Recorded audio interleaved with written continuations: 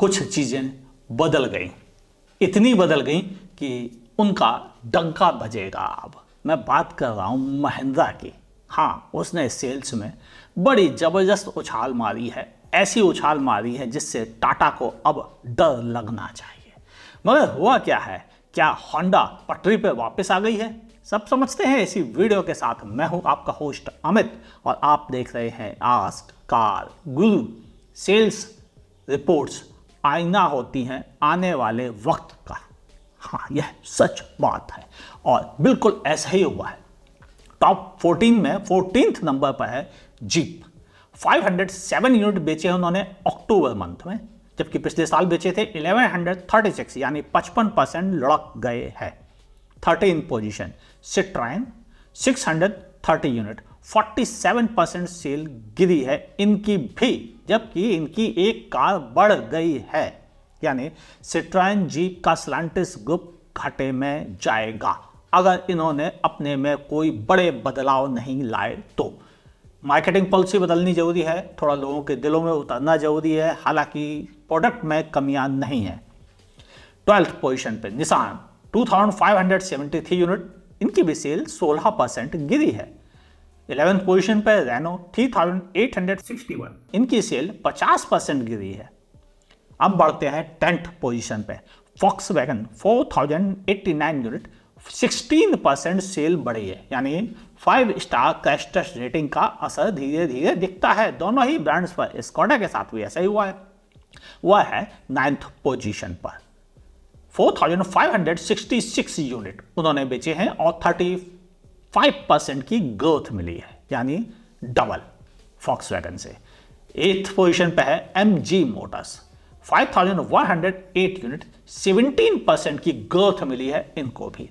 हालांकि MG ने कोई बड़ा प्रोडक्ट लॉन्च नहीं किया सिवाय एक छोटी कॉमेट को, वो भी कुछ खास शहरों में लॉन्च किया है, कंप्लीटली ऑल इंडिया लॉन्च नहीं हुआ अभी भी इसका, जबकि लंबा वक्त हो गया है। 7th पोजीशन पे आ गई है होंडा 9400 यूनिट, और पिछले साल के मुकाबले मामूली से 1.5% सेल गिरी है, लेकिन कई प्रोडक्ट भी कम हुए, याद रखिएगा। 6th पोजीशन पे टोयोटा 20,542 यूनिट, 56% सेल इंक्रीज हुई है, thanks to Hycross, Glanza, Hyryder, even Innova Crysta. अब हाइलैक्स की भी बहुत मामूली सी सेल है, हालांकि उस पर बड़े डिस्काउंट चल रहे हैं। इन सब की वजह से, और रूमियन हम कैसे भूल गए, नए नंबर्स मिल गए हैं टोयोटा को, जो नंबर्स पहले नहीं होते थे।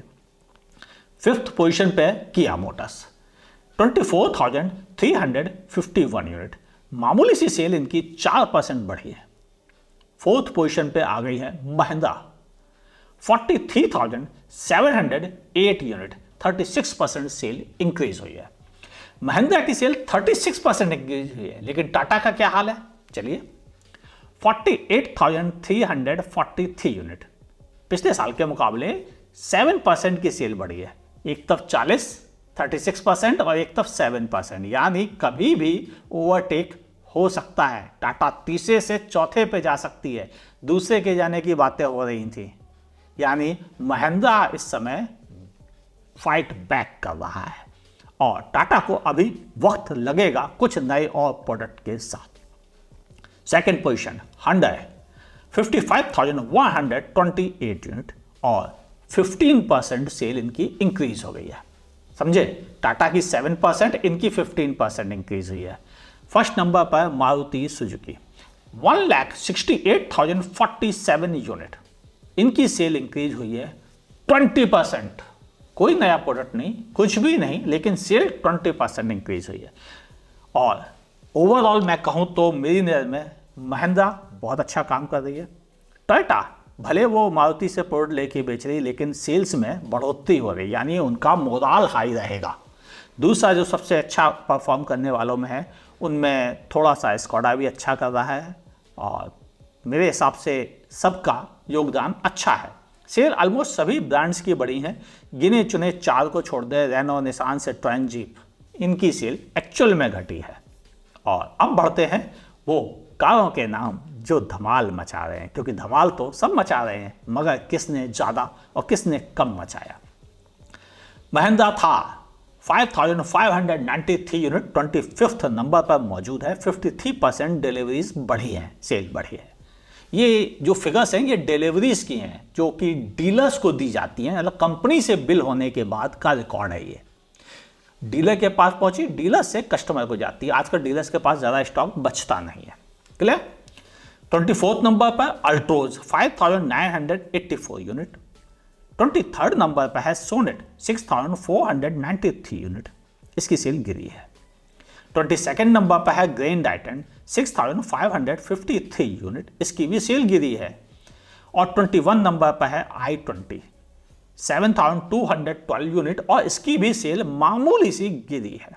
यानी Hyundai के 3 बड़े प्रोडक्ट की सेल गिर रही दिख रही है यहाँ पर, मगर उसके बावजूद टोटल सेल बढ़ गई है। यानी एक्स्ट्रा ने बाजी मारी है, लेकिन कितनी मारी है बताता हूँ। 20th नंबर पर है Hyundai extra 8097 unit.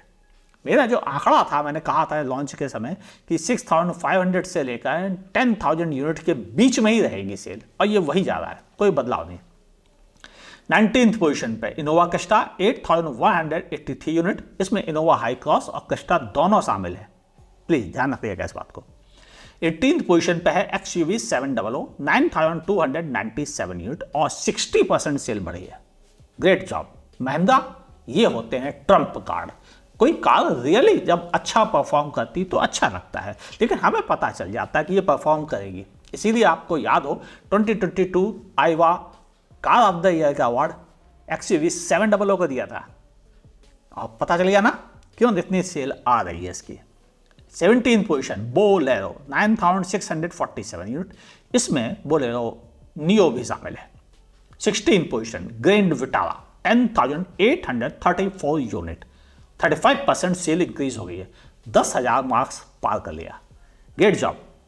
15th position Alto 11,200 unit. हाँ, इनकी सेल घटी है, 47% घटी है, बहुत जबरदस्त। वजह लोग अब छोटी कार नहीं खरीदते, बोले पैसे डालने हैं तो थोड़ा और डाल देते हैं। 14th पोजीशन फ्रॉन्क्स 11,357 यूनिट, एक ऐसी कार जो कारगुरु को बहुत पसंद नहीं आई, लेकिन वो सेल्स में जबरदस्त कर रही है। क्यों? क्योंकि उसके पीछे मारुति सुजुकी का नाम है, ऊंची वाली ग्राउंड के लेंस है, शानदार इंजन है और अच्छा गियर बॉक्स है। यानी लोगों को ओवरऑल कार महंगी हो उससे फर्क नहीं पड़ता, लेकिन ट्रस्ट वर्थी होनी चाहिए। क्लियर? ट्रस्ट वर्थी होनी चाहिए। 5 स्टार से कुछ नहीं होता, वरना स्कोडा की गाड़ी होती, यहाँ पे फॉक्सवैगन की होती। यहाँ होता है केवल ट्रस्ट वर्थी। भरोसा किस पे जाएगा? भरोसा जीत जाती है मारुति, वो दूसरे नहीं जीत पा रहे हैं, बस ये है वो खेल। 13th पोजीशन पे वेन्यू 11,581 यूनिट, 21% सेल बढ़ गई है। 12th पोजीशन पे सेल्टॉस 12,365 यूनिट, 26% इसकी भी सेल बढ़ी है। और सेल्टॉस नई आई है तो बढ़ी है सेल। हाँ, सेल्टॉस पर एक बहुत जल्दी आपको ड्राइव रिव्यू लॉन्ग टर्म का डीजल ऑटोमेटिक का मैं देने वाला हूँ।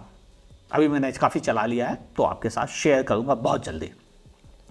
Maruti Suzuki eco 12,975 unit 11th number पर यह मौजूद है, कॉमर्शियल भी शामिल है। अब बात करते हैं टॉप 10 टीवी सीरियल का मजा ऐसे ही है, हालांकि आप लोगों ने देखना बंद कर दिया। तो 10th नंबर पर मौजूद है क्रेटा 13,077 यूनिट, 10% सेल इंक्रीज हुई है, जबकि नई क्रेटा के आने की बारे में बातें हो रही हैं। मैंने इंडोनेशियन मोटर शो से भी दिखाया था वीडियो, नहीं देखा ऊपर आई बटन पर क्लिक करो, देखो क्या हो रहा है। अब बात करते हैं 9th पोजीशन पे स्कॉर्पियो 13,578 यूनिट, इसमें स्कॉर्पियो क्लासिक और स्कॉर्पियो एन दोनों की सेल जुड़ी हुई है। ध्यान रखना, ऐसे गलतफहमी मत करना, दोनों की सेल जुड़ी हुई है और इसीलिए नंबर्स भी अच्छे हैं। वैसे भी स्कॉर्पियो एन अच्छा प्रोडक्ट है, क्लासिक तो not recommended at all. 8th position Ertiga 14,209 unit, 35% sale increase हुई है। 7th position Dzire only sedan, जो अभी भी टॉप 7 पर मौजूद है, 14,699 यूनिट, 19% सेल इसकी भी बढ़ी है। 6th पोजीशन पे है टाटा पंच 15,317 यूनिट और 5वें नंबर पर मौजूद है ब्रेजा, उसने पंच को भी पीछे छोड़ा है 16,050 यूनिट, जबकि ब्रेजा पर टैक्सेस बहुत ज़्यादा है, पूरे 18%, 16% के आसपास 17% टैक्स ज़्यादा है अपने कॉम्पिटिटर से। कॉम्पिटिटर कौन है? नेक्सॉन, वेन्यू, XUV300, इनसे ज़्यादा टैक्स लगता है। उसके बावजूद भी वह बेहतर परफॉर्म कर रही है। और अब बात करते हैं टॉप 4th पोजीशन पे है Baleno 16,594 unit, great job, 3% sale गिरी है।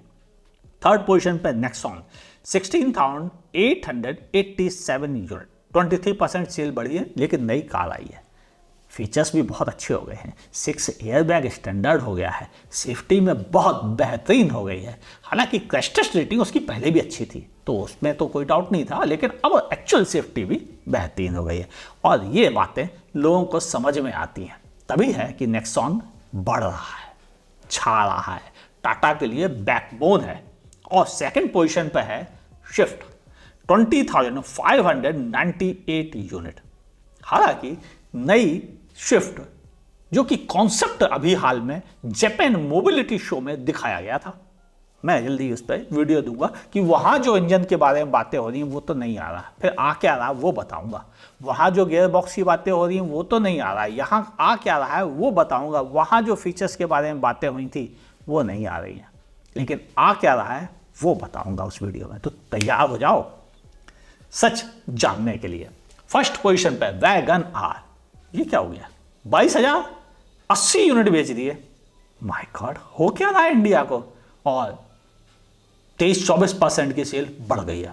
यानी भारत का बाजार ट्रस्टवर्थी कारों पर पैसे लगाता है, नए पुर्जों पर ध्यान नहीं देता है। सेफ्टी उसकी फर्स्ट प्रायोरिटी नहीं है, उसकी प्रायोरिटी है ट्रस्टवर्थी होना, रिलायबल होना। और वैगन आर रिलायबल तो है, ट्रस्टवर्थी भी है, खराब नहीं होती, बीच में धोखा नहीं देती, रोज क्लच गियर बॉक्स परेशान नहीं करते, रोज इंजन खराब नहीं होते, अच्छी रीसेल भी मिल जाती है और एवरेज तो मिलता ही है। यानी जब इतनी सारी चीज़ें मिल जाए तो एक 5 स्टार क्रैश टेस्ट रेटिंग के लिए इतनी चीज़ों को कौन छोड़ता है? ये हो रहा है भारतीय बाजार में। तो अब आप समझ गए ना किस चीज़ के पीछे दुनिया अपना दिमाग लगा के कार खरीद रही है। दिल से नहीं खरीदी, दिमाग से खरीद रही है। एक चीज़ छोड़ के 5 चीज़ें बटोर रही है, यानी दिमाग का काम चल रहा है इस समय, और ये बहुत अच्छा साइन है। और आगे भी लोग दिमाग के साथ साथ सेफ्टी को भी जोड़ दें तो मजा आ जाए, कि सेफ्टी भी उन 5-6 पॉइंट में शामिल हो जाए और उन कारों पर ज़्यादा नंबर्स आने लग जाए जिनमें सेफ्टी भी अच्छी है, तो फिर मजा आ जाए। और ऐसा ऑप्शन है, ऐसी बात नहीं है, नेक्सॉन भी उनमें आ गई है धीरे से, ब्रेजा भी आ गई है जो बताता है कि नहीं अच्छी कारों की रिस्पेक्ट है।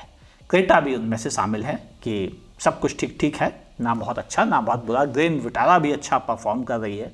ये सब बता रहा है कि चीज़ें बदल रही हैं। आपकी ओपिनियन सब आंखों पर लिखिएगा जरूर नीचे कमेंट सेक्शन में। और वीडियो तो पसंद आया होगा, लाइक करने में संकोच ना करें, नहीं पसंद आया डिसलाइक करने में भी संकोच नहीं, बिल्कुल बेशर्माई से डिसलाइक। और अगर फेसबुक पे देख रहे हैं तो मेरे पेज को लाइक कीजिए, फॉलो करना ना भूलिए। यूट्यूब पर है तो मेरे चैनल को सब्सक्राइब कीजिए, बगल में दी हुई नोटिफिकेशन बेल दबाना ना भूलिएगा। मुलाकात होगी ऐसे ही किसी वीडियो के साथ, या हो सकता है कोई नई सीरीज आने वाली हो कार गुरु पर। देखते रहिए आस्क कार गुरु को।